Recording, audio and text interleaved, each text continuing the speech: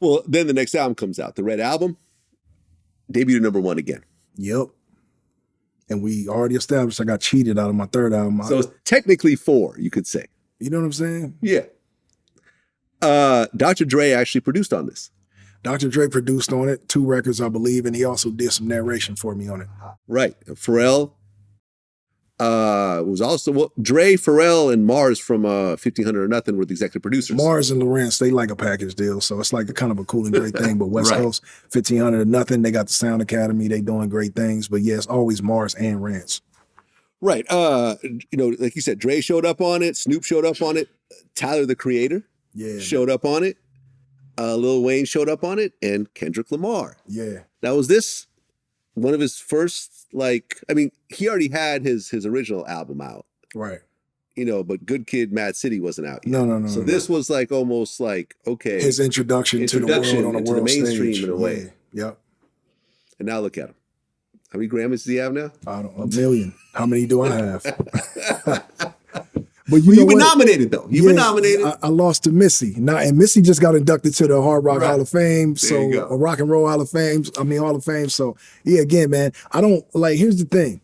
When I don't win Grammys, I don't feel a way if somebody else wins it in my same genre, especially if it's Missy, man. Like Missy, I was listening to Missy when I was still in the 9th and 10th grade. And then when every time Kendrick wins a Grammy, I feel like I won a Grammy because I know the story and I was there to watch it all transpire. So it's just like when my little brother win, man, I win.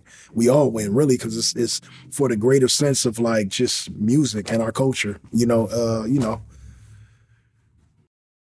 Well, then the next album, Jesus Peace. And Dre worked on this as well. I got classic albums, man. Yep. This was #6 on Billboard. I don't understand how or why. And you know what? Hey, when motherfuckers do this, it's up.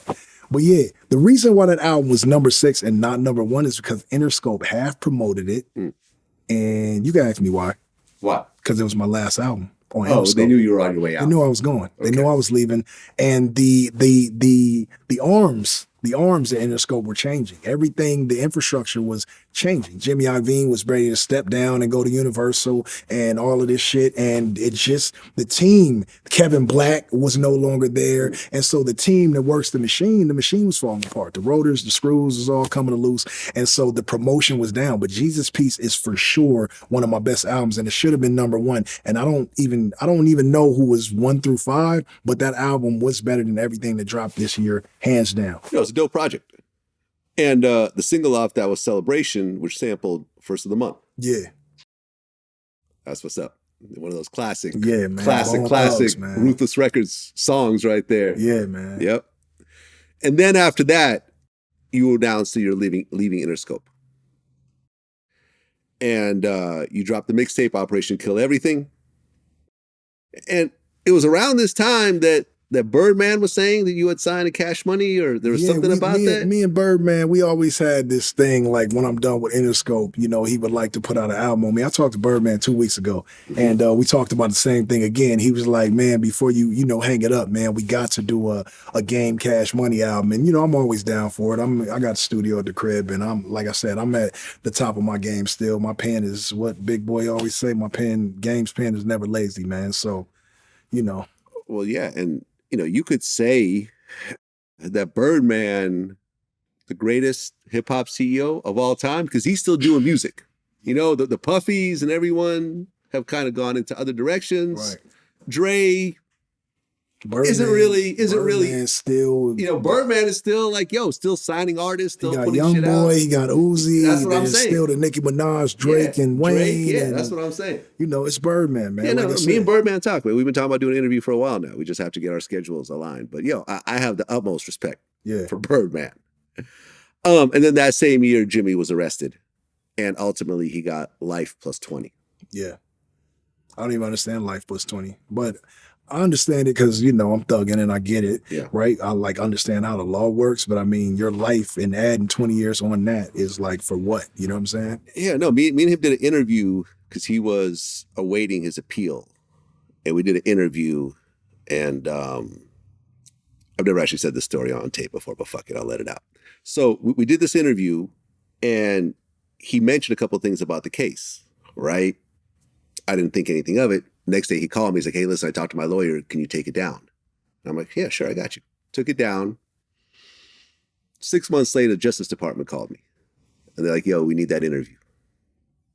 And I'm like, I'm not giving it to you. It's like, well, we're going to put you on stand. I'm like, well, I guess you have to speak to my lawyer then. So I paid $10,000, got my lawyer together, and my lawyer just fought it. Right.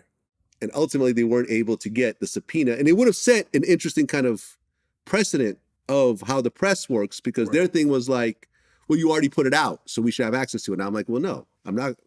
Put it out or not, I'm not going to give y'all access to it. Ultimately, it never got used in the case. He was found guilty anyways in his case, and I never even told him about it until years later. Yeah, same thing happened to me, man. They came to my doorstep and threatened, jail time, wanted me to testify, go to New York and do all this. And I was like, nah, I'm going to just lawyer up. And we just. And that's what happens. Yeah. Everyone, if you interview with me, I'm not going to work against you with the police. Right. You know what I'm saying? That's regardless of whether I agree with you or not. I mean, morally, from your standpoint, and where you come from, that's just ethically. And exactly. I'm not going to do it. That's not. I don't care how much money I have to spend. And it's like, yo, I'm just I mean, for me and you, opposite sides of the microphone and opposite sides of the camera, we just come from a place in hip hop where we did this shit together. And so when somebody says 50 years of hip hop, Vlad's a part of that, Game's a part of that, and so are the people that we looked up to that came before us, and so are these, younger artists and younger, interviewers that are like coming up now. So it's like we all part of this shit. No, we have to set a precedent in terms of how we do things. And so even if me and you are at it, we're not taking it to them. You know what I'm saying? Exactly. So, Exactly.